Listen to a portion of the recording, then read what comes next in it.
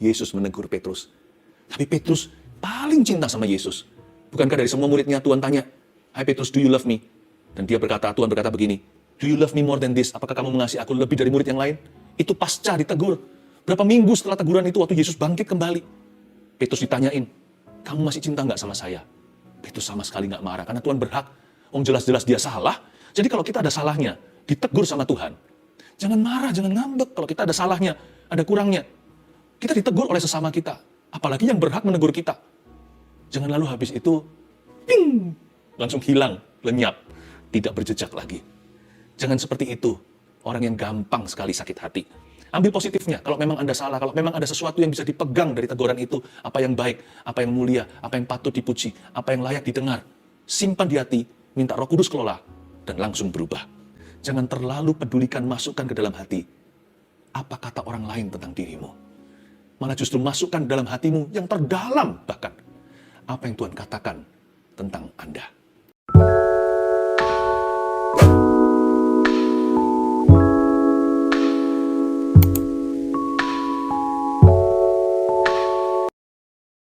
Saya berikan judul renungan hari ini, santai saja Tuhan pegang kendali. Betul, santai saja Tuhan pegang kendali. Bernafas panjang, just relax my friend. Jesus is in control. Tuhan pegang kendali, sekalipun kelihatannya sisi kiri kanan itu ada badai taufan. Kayaknya hidup kita itu amburadul, nggak keruan. Tetapi bagaimanapun juga, Tuhan yang pegang kendali in the long run. Jangan sampai kita itu terpukau dengan situasi hari ini, lalu kita panik sendiri. Kadang-kadang kita bisa overwhelm, atau kita bisa merasakan problema kita menyengat. Rasanya sudah nggak ada jalan keluar, inilah kiamat. Not really. Di mana ada Kristus ada jalan. Ada Kristus, ada Tuhan, ada Yesus, ada pengharapan. Jadi buat apa kita frustrasi kalau kita punya Tuhan? Yang penting kita percaya saja pada firman-Nya, firman itu berkuasa. Kita baca dulu Kejadian 21, ini cerita tentang Abraham dan Sarah. Ini waktu Ishak lahir, ayat pertama sampai ayat yang ke-7. Tuhan memperhatikan Sarah seperti yang difirmankannya, dan Tuhan melakukan kepada Sarah seperti yang dijanjikannya. Maka mengandunglah Sarah, lalu ia melahirkan seorang anak laki-laki bagi Abraham dalam masa tuanya, pada waktu yang telah ditetapkan sesuai dengan firman Allah kepadanya. Abraham menamai anaknya yang baru lahir itu Ishak, yang dilahirkan Sarah baginya. Kemudian Abraham menyunat Ishak anaknya itu ketika berumur 8 hari seperti yang diperintahkan Allah kepadanya. Adapun Abraham berumur 100 tahun ketika Ishak anaknya lahir baginya. Berkatalah Sarah, "Allah telah membuat aku tertawa. Setiap orang yang mendengarnya akan tertawa karena aku." Lagi katanya, "Siapakah tadinya yang dapat mengatakan kepada Abraham, Sarah menyusui anak? Namun aku telah melahirkan seorang anak laki-laki baginya pada masa tuanya." Ini kabar gembira, atau lebih tepatnya ada sebuah kejadian yang happy sekali bagi Abraham's family. Ishak lahir yang dinanti-nantikan 25 tahun. Janji itu akhirnya digenapi. Masa menunggu itu susah payah sih, tapi kalau sudah terjadi, sudah diberikan itu, lupa semua sengsara. Seperti seorang ibu yang hamil, mengandung anak yang dinanti-nanti. 9 bulan itu nggak gampang. Pasti melalui up and down yang luar biasa. Tapi waktu bayi itu akhirnya lahir, sekalipun melalui kesakitan, tetap ibu tersebut begitu senangnya, dia akan melupakan semua sengsaranya. Tuhan itu pegang kendali atas hidup kita. Jadi kita harus menikmati prosesnya. Ayat pertama, Tuhan memperhatikan Sarah. Itu dia. Kalimat ini sangat-sangat powerful sekali. Tuhan memperhatikan kita. Belajar untuk percaya. Coba tenggelamkan dirimu dalam satu pewahyuan. Tiap hari harus sengaja, karena dunia akan menarik kita jauh. Kalau kita mau betul-betul mengalami damai sejahtera di dalam jiwa kita, damai nggak bisa dicuri, bukan hanya santai yang sifatnya fisik atau jasmani, tapi santai di hati. Kita mau tenang, tenanglah jiwaku dalam naungan sayapmu. Tenang teduh, hai jiwaku, pujilah Tuhan, semua indah pada waktunya. Kalau kita mau mengalami kalimat-kalimat itu sebagai perasaan nyata dalam diri kita, sebagai realita, dan kita harus secara sengaja menenggelamkan hati dalam satu pewahyuan ini. Jesus loves me and He knows what He's doing with me. Yesus mengasihi aku dan Dia tahu apa yang Dia sedang lakukan dalam hidupku. Tuhan memperhatikan Sarah. Ya. Seperti pepatah di kitab Mazmur. yang bunyinya begini. Siapakah manusia sehingga engkau memperhatikannya? Siapakah anak manusia sehingga engkau mengunjunginya? Tuhan memperhatikan Sarah. Jesus loves me. Kadang-kadang hidup itu memaksa kita untuk merasa seolah-olah Allah melupakan kita. Tidak benar, makanya itu jangan hidup oleh perasaan. Hiduplah oleh iman pada firman. Dan firman jelas-jelas mengatakan Tuhan tidak melupakan kita. Bahkan jikalau ayah ibumu pun menolakmu, aku menyambutmu. Perasaan kita itu bisa menipu. Kadang-kadang perasaan kita konflik sama firman Tuhan. Nah, Anda percaya yang mana? Saya mau percaya firman. Kalau percaya perasaan, frustrasi nanti. Percaya firman, damai sejahtera. Karena Tuhan berkata, dapatkah seorang ibu melupakan anaknya yang dikandungnya dan dilahirkannya? Sekalipun dia bisa melupakannya, aku Tuhan tidak akan melupakanmu. Lihat, aku menuliskanmu, menggambarkanmu di telapak tanganku. Engkau ada di tembok-tembokku.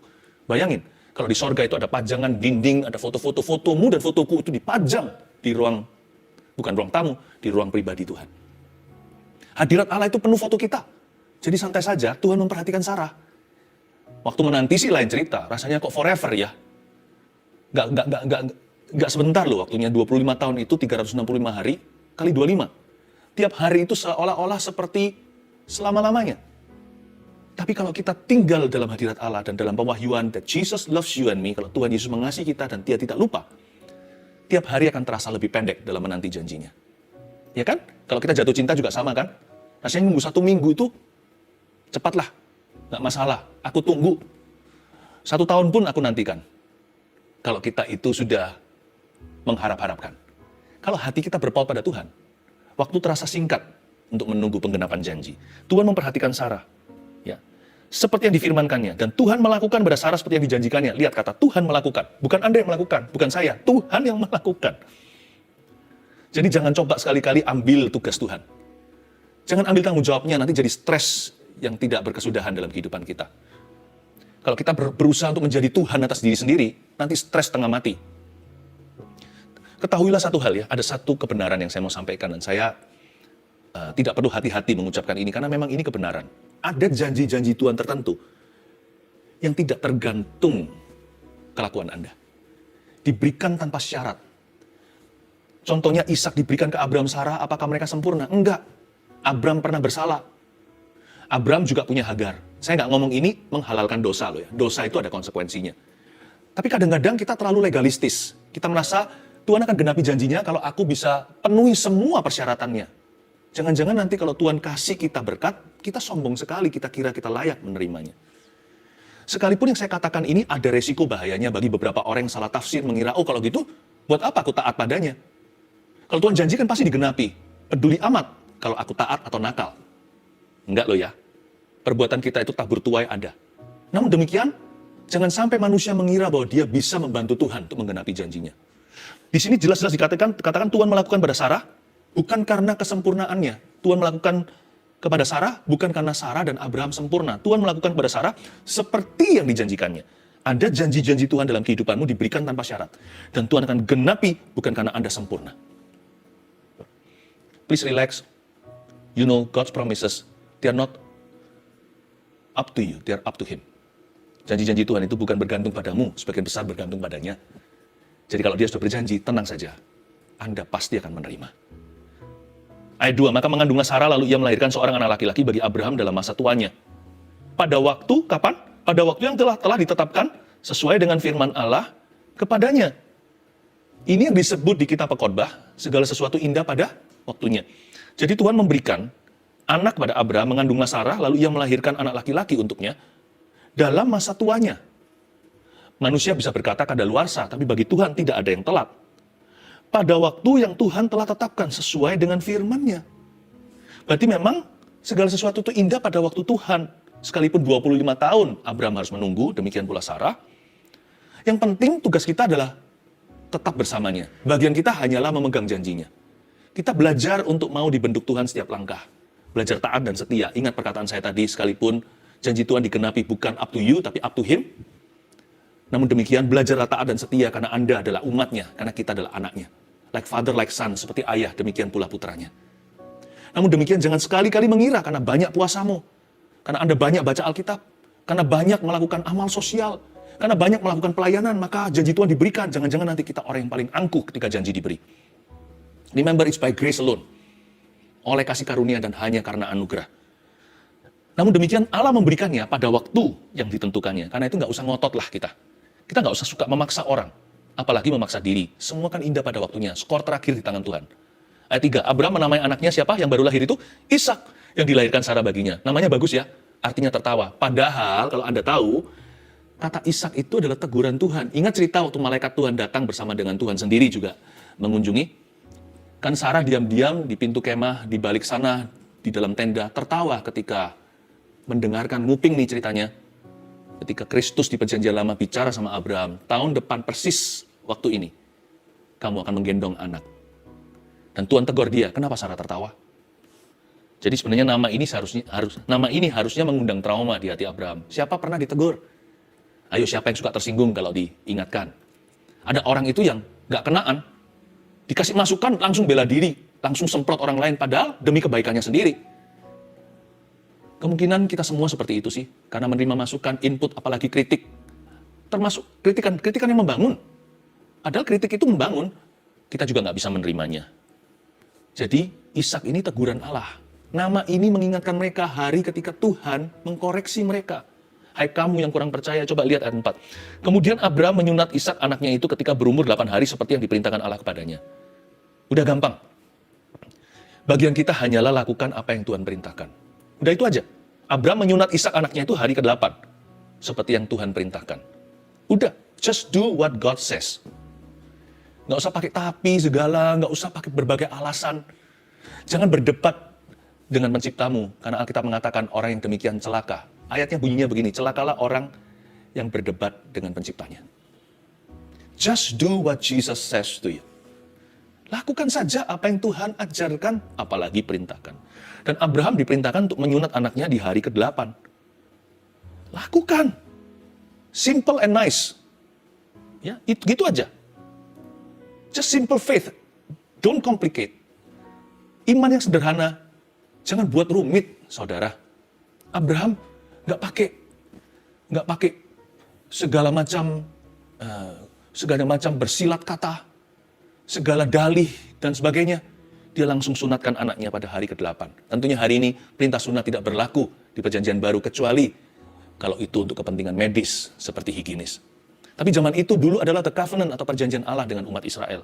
Abraham sudah gak tawar-menawar. Udah Tuhan tuh jangan diajak negosiasi. Kalau dia suruh Anda ngampuni, ampuni saja. Santai aja, serahkan semua sisanya. Orang yang melukai Anda itu berubah nggak, itu urusan Tuhan. Udah gak usah bawa bagasinya Tuhan. Bagasi Allah itu Anda gak bisa tanggung. Gak mungkin mampu, bisa stres, bisa mati berdiri. Kalau Tuhan suruh kita memberi, udah gak usah berpikir lagi.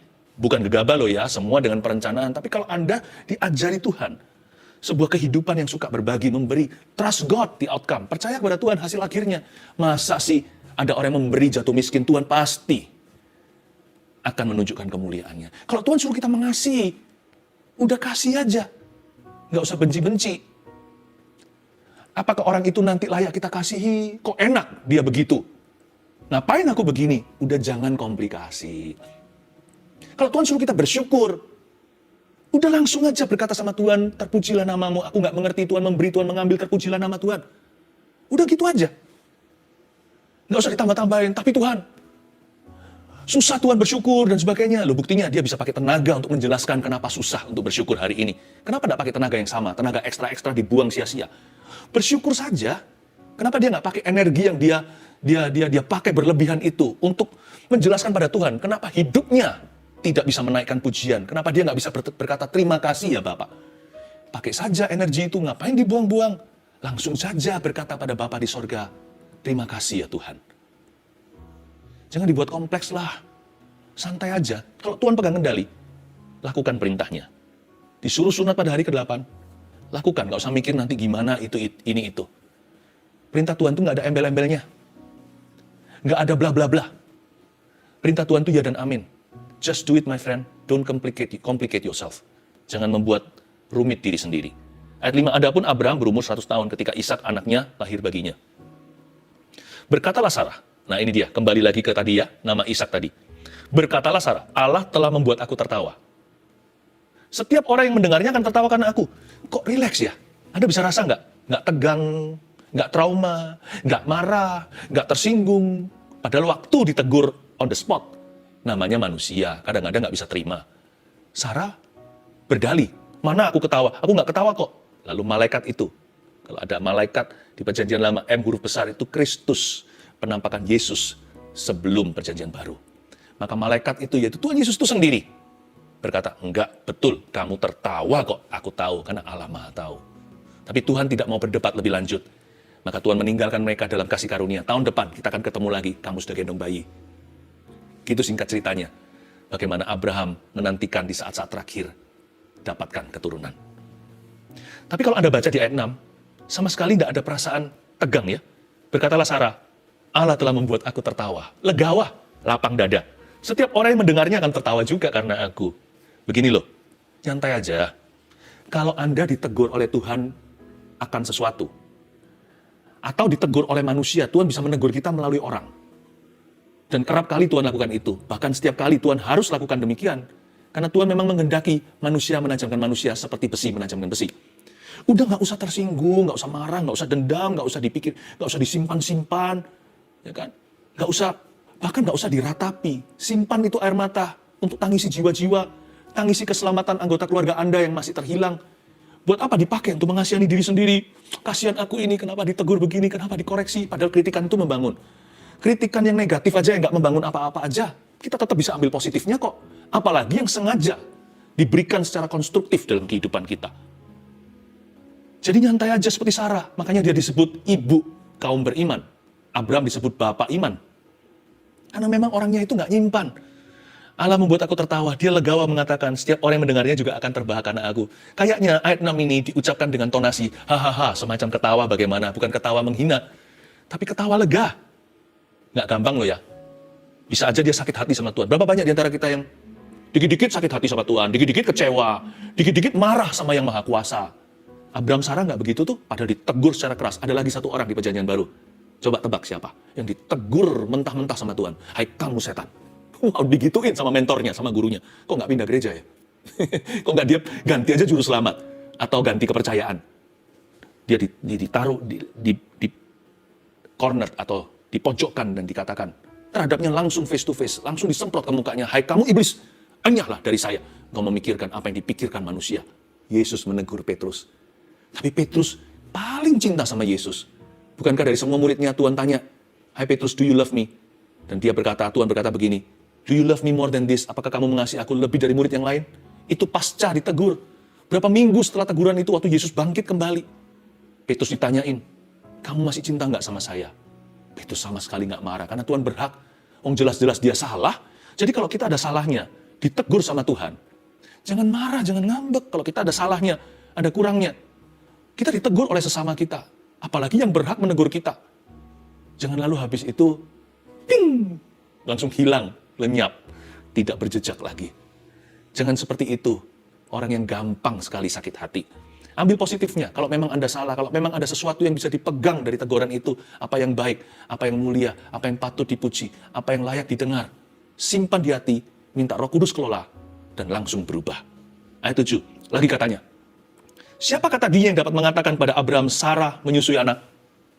Namun aku telah melahirkan seorang anak laki-laki baginya pada masa tuanya. Sarah bilang gini loh, sekarang terjawab sudah.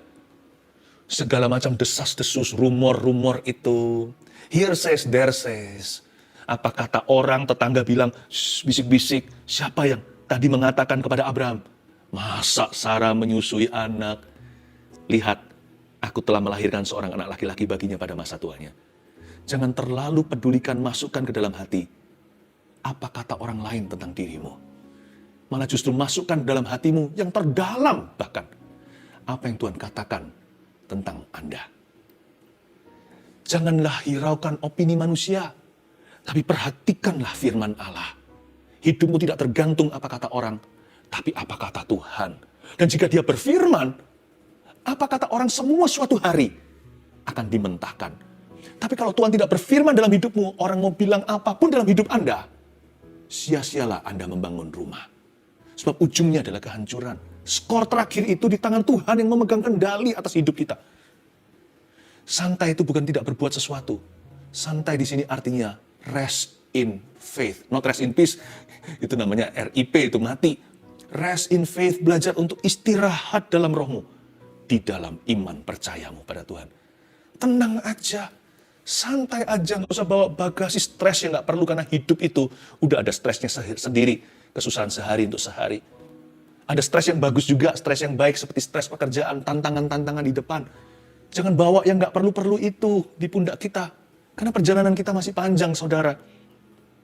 Sarah lo lihat, dia dari dulu dirasan-rasan sama teman-teman, makanya dia nggak suka ikut arisan. Semua orang ngomongannya banyak, zaman dulu nggak pakai yang namanya keluarga berencana. Mereka punya anak itu seperti peternakan sebanyak-banyaknya. Dan Sarah tidak punya satu pun. Karena itu Sarah selalu merasa dirinya tidak in group dengan wanita-wanita yang lain. Tapi Sarah nggak marah juga sama mereka, ngapain dendam sama orang, rugi kepahitan sama debu dan abu. Manusia itu kan hanya dust and ashes. Ngapain sih kita pahit-pahit sama sesuatu yang fana? Tahu nggak? Hidup kita ini fana, kecuali kalau kita percaya. Percaya kepada Tuhan. Siapa tadinya? Siapa tadinya? Dia berkata, siapa tadinya? Siapa tadinya? Siapa yang mengatakan Sarah akan menyusui anak? Lihat sekarang. Skor terakhir di tangan Tuhan. Jika Tuhan yang meninggikan, siapa yang bisa merendahkan dia, kan? Kalau Tuhan yang buka pintu, siapa yang bisa menutupnya? Saya kasih rangkuman ya, sebuah review. 3 poin sederhana, Anda catat sekarang. Jadi kita pelajari apa? Apa yang kita pelajari hari ini? Santai saja, Tuhan pegang kendali. Nomor 1, tidak usah memaksa, sebab semua indah pada waktunya. Udahlah, nggak usah maksa. Kadang-kadang kita memaksakan sesuatu untuk terjadi. Kita memaksakan orang lain untuk berubah. Dia harus berubah hari ini. Saya ingin katakan ini kepada Anda. Kalau kita tuh perlu lebih banyak percaya kepada Tuhan di dalam hati kita. Daripada frustrasi sendiri. Namun demikian, tidak usah memaksa bukan berarti bahwa kita tidak berbuat sesuatu ya. Tolong bedakan. Yang saya maksud tidak usah memaksa sebab semua indah pada waktunya itu bukan berserah secara pasif.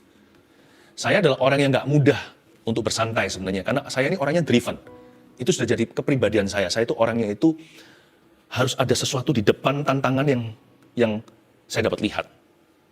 Harus ada sebuah mimpi visi yang terbentang. Kalau nggak gitu, saya itu jadi orang yang sangat gerah dalam roh saya. Saya bukan tipe orang yang mudah santai. Sebab saya bukan seorang pemalas. Jadi untuk saya santai, dalam hati apalagi, butuh iman dan disiplin yang sangat tinggi. Saya ngomong ini bukan supaya orang-orang yang notabene suka malas-malasan mengaminkan. Tuh, nggak perlu maksakan. Ngapain kita minta baptisan Roh Kudus? Kalau Tuhan kasih, ya Tuhan kasih. Kalau Tuhan nggak kasih, ya sudah, ngapain kita minta? Lalu, apa artinya Tuhan mengatakan pada kita mintalah? Mengapa Tuhan berkata carilah? Bahkan Tuhan teruskan dan suruh kita ketoklah.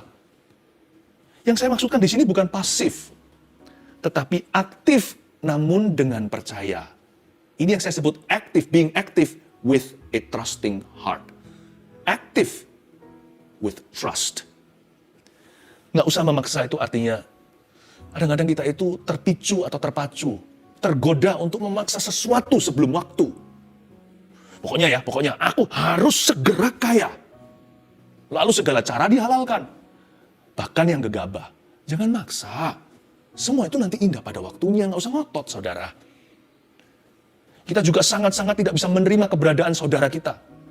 Kita memaksa dia harus berubah. As per now, malam ini juga. Udah tenang aja, Tuhan punya cara nanti bekerja di hidupnya. Anda doakan saja.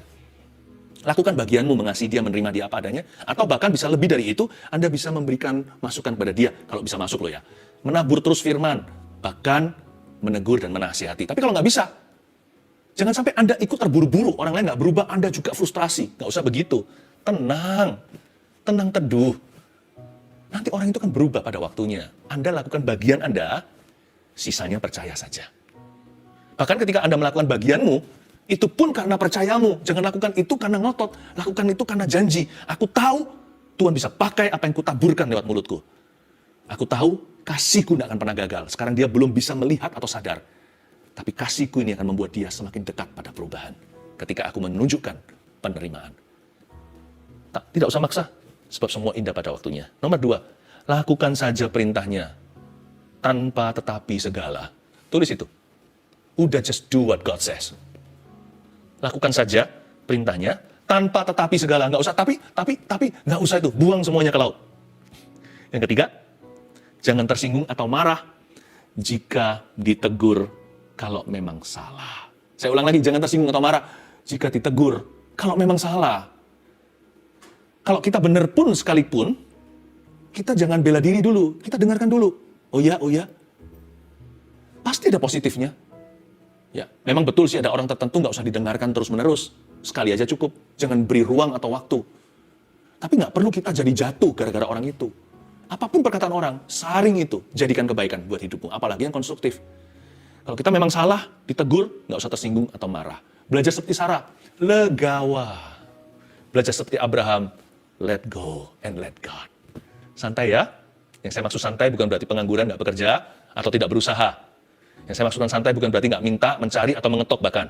Yang saya maksudkan santai adalah penuhi hatimu dengan iman bahwa Tuhan Yesus yang kita sembah ini memegang kendali atas kehidupan kita semua. Skor terakhir di tangan Tuhan. Tenanglah jiwamu dalam naungan sayapmu. Tenanglah jiwaku dalam naungan sayapmu. So beautiful. Menembus awan kelabu, pandang kemuliaan-Mu,